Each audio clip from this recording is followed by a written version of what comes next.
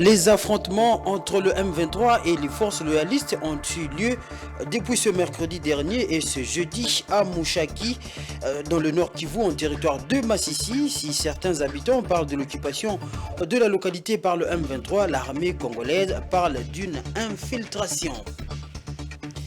Et puis à l'international, problème d'accès à l'électricité en Afrique. Le président de la Banque africaine de développement propose des pistes de solutions. Il les a égrenées lors du forum sur le commerce durable tenu à Dubaï où se tient la COP 28.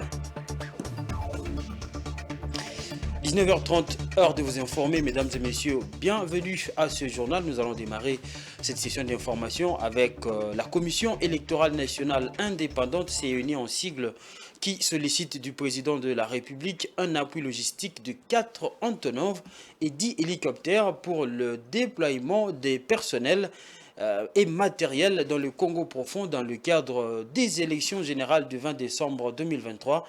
C'est ce que l'on peut comprendre d'une correspondance signée par le président de la CENI, Denis Kadima, adressée au chef de l'État Félix Tshisekedi. Selon le leadership de la CENI, la campagne électorale, le déficit en desserte aérienne et la pénurie en carburant sont des facteurs qui ont occasionné cette situation.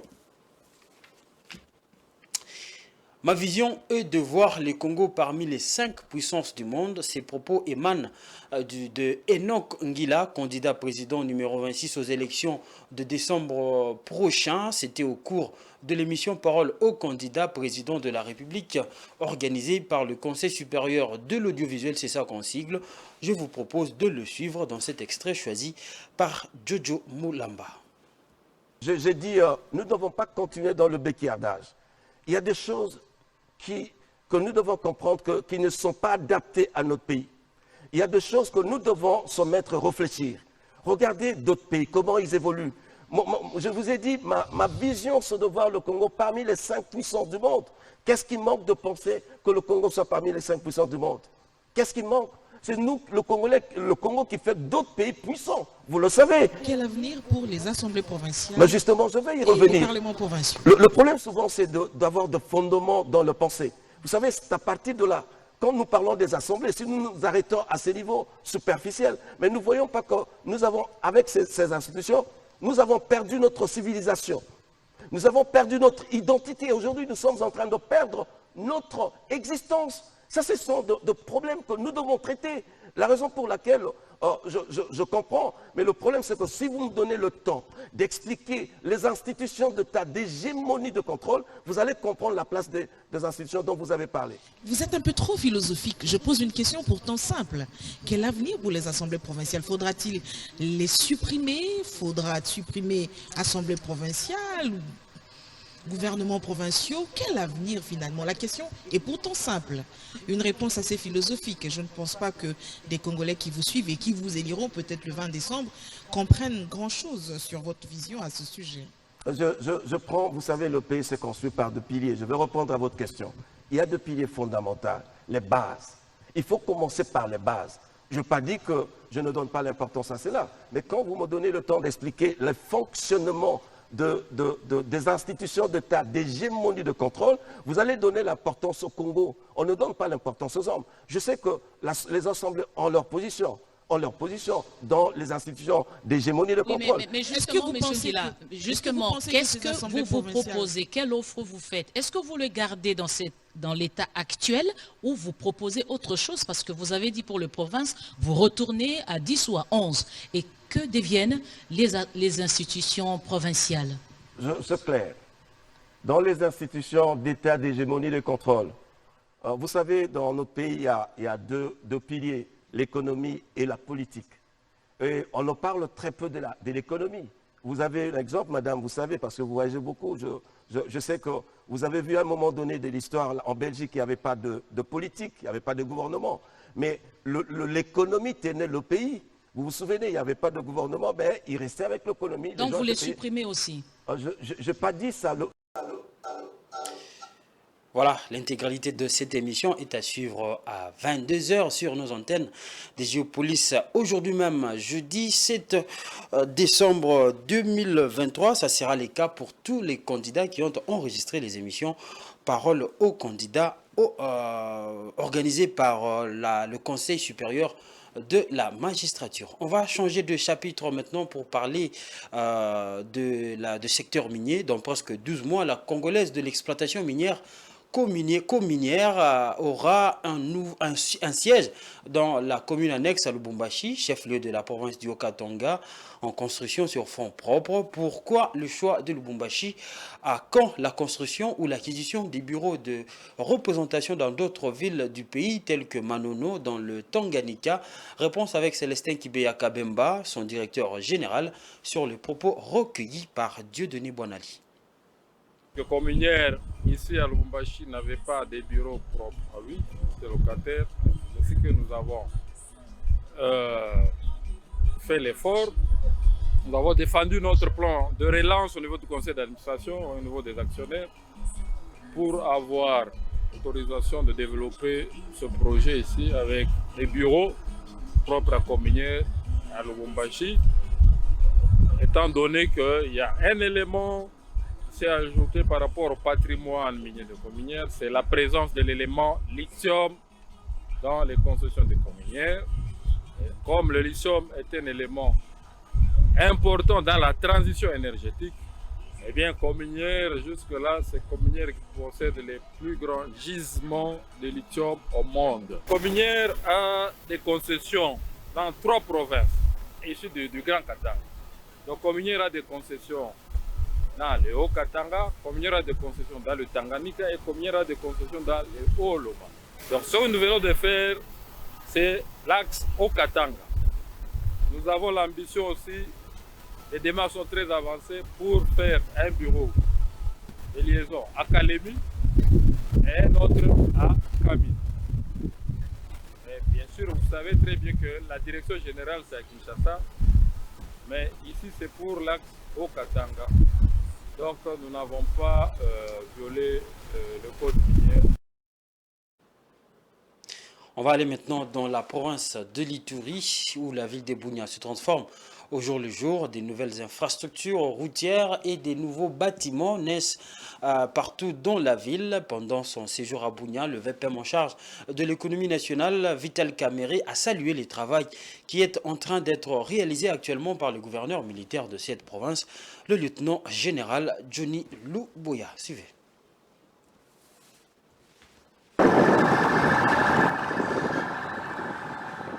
C'est une matinée pas comme les autres pour Vital Kamerhe, vice-premier ministre, ministre national de l'économie en séjour à Bunia, qui a décidé de faire la ronde du chef-lieu de l'Ituri. Des bout en bout, Vital Kamerhe se retrouve dans une ville en pleine métamorphose où l'espoir d'une vie meilleure se projette dans tous les sens. Le gouvernorat ici, avec ses beaux jardins, avec des pavés, la dernière fois que moi je suis venu ici, j'avais la boue jusqu'à ce niveau-là. Maintenant là j'ai fait mon point de presse dans un milieu qui n'a rien à envier au pays développé. Mais j'ai vu des routes. Vous voyez, c'est qu'on dit que la construction de la route a des effets induits. Mais j'ai vu des maisons qui poussent. J'ai vu des opérateurs économiques avec des grands entrepôts, de belles villas. Mais je peux vous dire, sans me tromper, que Bunia est dans les top 5 des villes les mieux urbanisées de la République démocratique du Congo. Et les gens vont voir ça tout à l'heure dans les images. Sans surprise, le ministre de l'économie a félicité les gouverneurs militaires de l'Ituri pour avoir pris à bras le corps tous les problèmes qui rongeaient la province. Je suis agréablement surpris. Et je me dis vraiment, si tous les responsables des provinces pouvaient travailler dans l'harmonie, derrière un gouverneur déterminé de traduire en acte la vision du président de la République, les attentes de la population, nous allions transformer le Congo. J'étais ici il y a une année ou une année et demie, mais je ne reconnais plus Bounia. Notons que le passage du ministre national de l'économie en cette période de la campagne électorale en Ituri avait également pour objectif de palper du doigt les réalités et réalisations sous les régimes Tshisekedi dans cette partie du nord-est de la RDC qui est sous un régime spécial de l'état de siège depuis plus de 10 ans maintenant. Pour Vital Kamerhe, les Ituriens doivent renouveler leur confiance au numéro 20 en vue de préserver les acquis au lieu d'aller vers l'inconnu et repartir à zéro. D'une province à l'autre, la localité de Mouchaki, en territoire de Massissi, dans la province du Nord Kivu, est désormais tombée sous le contrôle de terroristes de M23 soutenus par Kigali, indiquent plusieurs sources sur place. L'armée congolaise, elle, parle de l'infiltration, une infiltration intervenue après des affrontements entre les rebelles et les forces loyalistes. Dans la nuit du mercredi à jeudi matin, les FARDC disent avoir mis en place des stratégies pour traquer l'ennemi tout en protégeant les populations civiles. Suivez les détails. La situation sécuritaire dans la province du Nord Kivu reste alarmante, bien que le pays, la RDC, est prise en haleine par l'actualité liée aux activités électorales, notamment la campagne électorale en cours depuis le 19 novembre dernier. Aux dernières nouvelles, l'on apprend que la stratégique localité de Mouchaki, en territoire de Massissi, est passée sous contrôle des M23. Après d'intenses combats entre ces terroristes et les groupes des jeunes patriotes défendant l'intégrité territoriale appelés Ouazalendo ce jeudi 7 décembre 2023. C'est à la troisième tentative que ces forces négatives, soutenues par le régime de Kigali, se seraient emparées de cette localité riche en tantal, un minerai prisé dans le monde. Selon les informations sur place, les rebelles avancent vers la colline des Mouré pour tenter de couper la route Saké-Minova dans la ville de Kiroche, une manière d'isoler complètement la ville de Goma du reste du pays.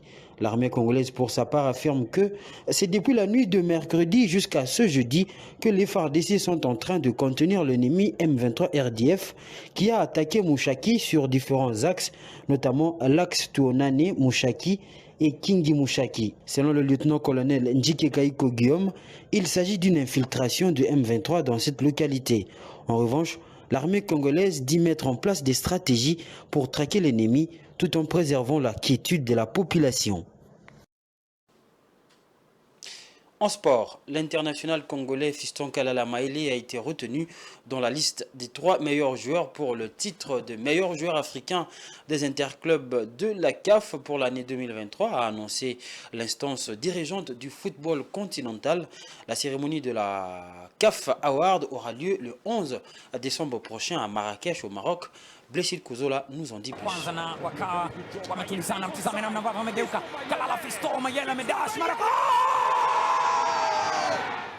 L'international congolais Fiston Kalala Maele figure parmi les 3 derniers finalistes retenus par la Confédération africaine de football pour le trophée du meilleur joueur africain des compétitions interclubs 2023.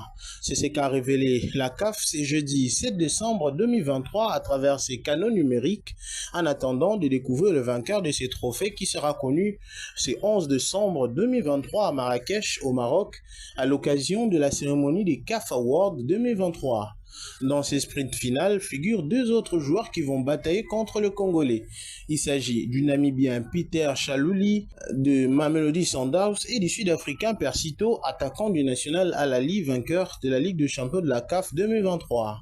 Pour cette catégorie qui va récompenser le meilleur joueur des compétitions interclubs de la CAF, figurait au départ un autre Congolais en la personne de Glody Lilepo Maccabi, ancien d'Al Hilal Omdurman du Soudan, actuellement sociétaire de Valenciennes en Ligue 2 française.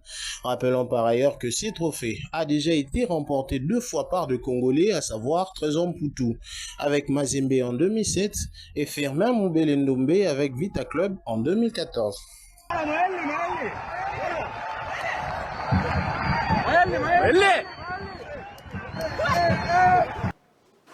C'est avec cette information sportive que nous allons tout droit vers la page internationale.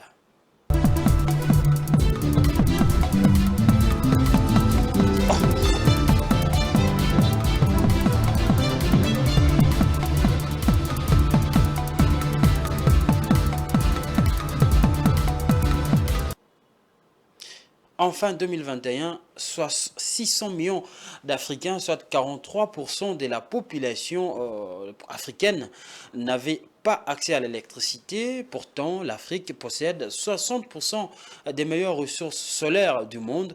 Conscient de ce fait, le président de la Banque africaine de développement à Kinyumi Adesina lors du forum sur le commerce durable tenu le 6 décembre 2023 aux Émirats arabes unis, appelé les Africains, notamment les gouvernements et le secteur privé, à réduire les exportations des produits de base afin d'augmenter l'accès à l'électricité dans le continent. Suivez.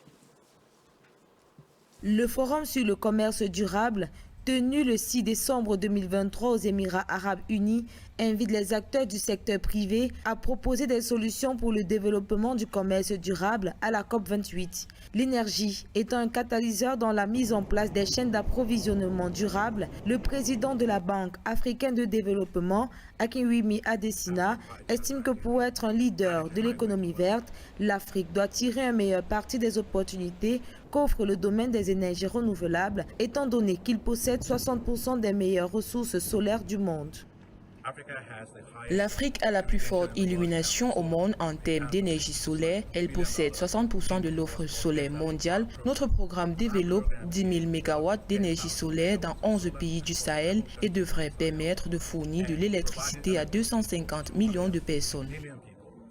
En Afrique, l'un des défis majeurs pour les gouvernements demeure l'accès universel à une énergie moderne et abordable pour tous. En effet, en 2021, 600 millions d'Africains, soit 43% de la population du continent, n'avaient pas accès à l'électricité. Si rien n'est fait pour inverser cette tendance, les experts estiment que d'ici 2050, des investissements globaux de 400 milliards de dollars dans les infrastructures de transmission et de distribution de l'électricité seront nécessaires pour améliorer le taux d'électrification sur le continent. Pour pallier le problème, la BAD souhaite, à travers le Forum sur le commerce durable, réduire les exportations de produits de base tels que le cuivre, le lithium, pour une meilleure transition énergétique en Afrique.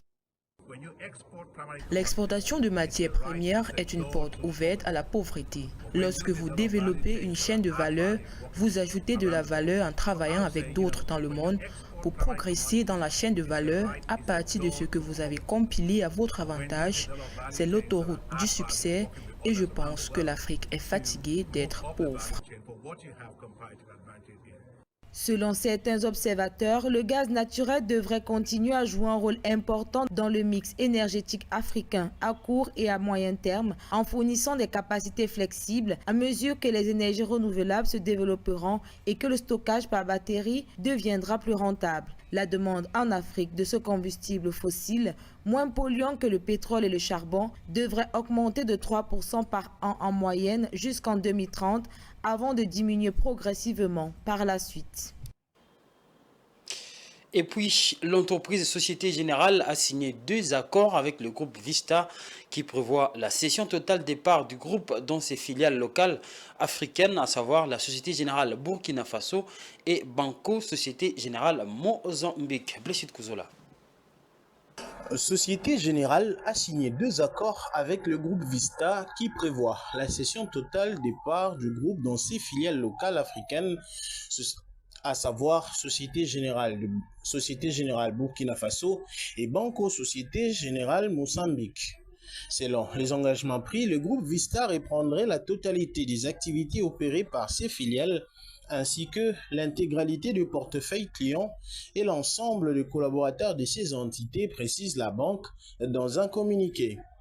Elle détient 52,6% de sa filiale au Burkina Faso pour un PNB part du groupe de 61 millions d'euros l'an dernier et 65% de sa filiale au Mozambique pour un PNB part du groupe non communiqué. L'acheteur basé en Guinée partage sur son site internet son ambition de devenir un établissement financier panafricain de classe mondiale et de participer à l'inclusion économique et financière en Afrique. La Société Générale avait annoncé le 8 juin la conclusion d'accords avec 2 groupes bancaires africains pour leur céder 4 de ses filiales au Congo et en Guinée équatoriale, au groupe Vista et en Mauritanie et au Tchad, au groupe Coris. Entre-temps, la filiale au Congo a été préemptée par l'État qui est substitué à l'acheteur aux mêmes conditions. Annoncé pour la fin d'année, les 3 autres sessions sont en cours, précise une porte-parole de la banque, avec un glissement vers les débuts d'année prochaine pour la Guinée équatoriale. Le groupe bancaire, qui détient par ailleurs 52,34% du capital de l'Union internationale des banques en Tunisie, est toujours en réflexion stratégique pour sa participation dans l'entité. Et voilà, nous sommes arrivés à la fin de ce journal. Je vous rappelle les titres. Les affrontements entre le M23 et les forces loyalistes ont eu lieu depuis ce mercredi dernier et ce jeudi à Mouchaki dans le Nord Kivu en territoire de Massissi. Si certains habitants parlent de l'occupation de la localité par les forces négatives, l'armée congolaise, elle, parle d'une infiltration. Et puis, problème d'accès à l'électricité en Afrique, le président de la Banque africaine de développement propose des pistes et des solutions. Il les a égrenées lors du forum sur le commerce durable tenu à Dubaï où se tient la COP 28. Voilà, c'est la fin totale de ce journal. Merci à vous de l'avoir suivi. Restez branchés sur le programme des Géopolis Télévision.